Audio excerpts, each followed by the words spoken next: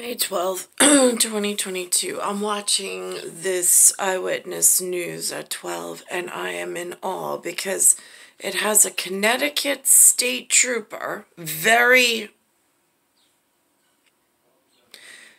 and he ran into somebody who was a Polish president, and they say that it's his hero. And I'm thinking to myself, that is so fascinating, because how do you know who these presidents are? Where do they teach these things? When do they make these, like, heroes come alive within your life path? Like, how does one know? I mean, like, he grew up in Poland, and then he said that they were talking about this, like, anti-communist thing, and I'm like, now this is confusing, because, like, how embarrassing for the commune of, like, the word commune in Latin and in Italiano means the birthplace. Like, I mean, the birthplace of the gods or the birthplace of the whatever. And then it's the beginning almost of communications. So it becomes interesting, this communist movement. Now, is this communist movement the anti-birth? Like where they're messing with the alien hybrids and sticking them in some extraterrestrial punishment and imprisonment of some sort? Interesting. I'm just curious. Because as an American, it gets really confusing. Because, like, the Americans didn't teach themselves anything useful, I haven't found. I'm still looking for pieces of what looks like old world that was respectable to keep building something worth living within here. Although a lot has moved and shifted and drifted in a not so pleasant visualization in New York. Connecticut looks very kept together, but New York has not fared so well. I don't know why. Routine call put a Connecticut state trooper face to face with a childhood hero. Trooper Lucas Lippert was responding to a call about an SUV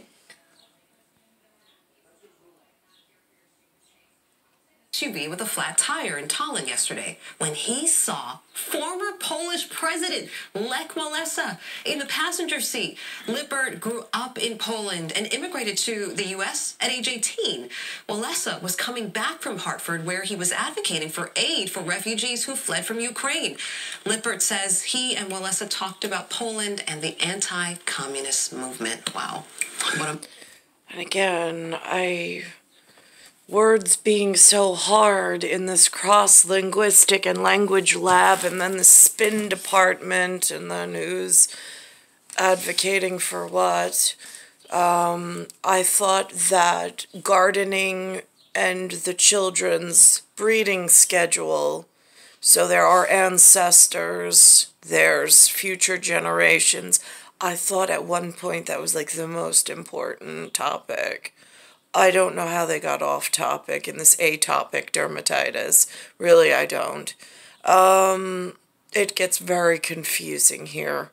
But it feels as though my entire breeding schedule was rearranged for merchandising, is all I can say, it looks like. I don't know how. It was put at, like, the bottom of priority. But cosmically, I'm a bicentennial. I know I'm important. So I still have a born for that I need to reunite with and rebound, however that works, since the first binding is completely off. And I don't know where in linguistics it got lost. But it gets really confusing when they say really scary words in, like, really super serious places. But I'm not quite sure if the message translates to the human with a thought pattern, because what's going on in New York's field, I don't know if it's going on elsewhere, is really frightening.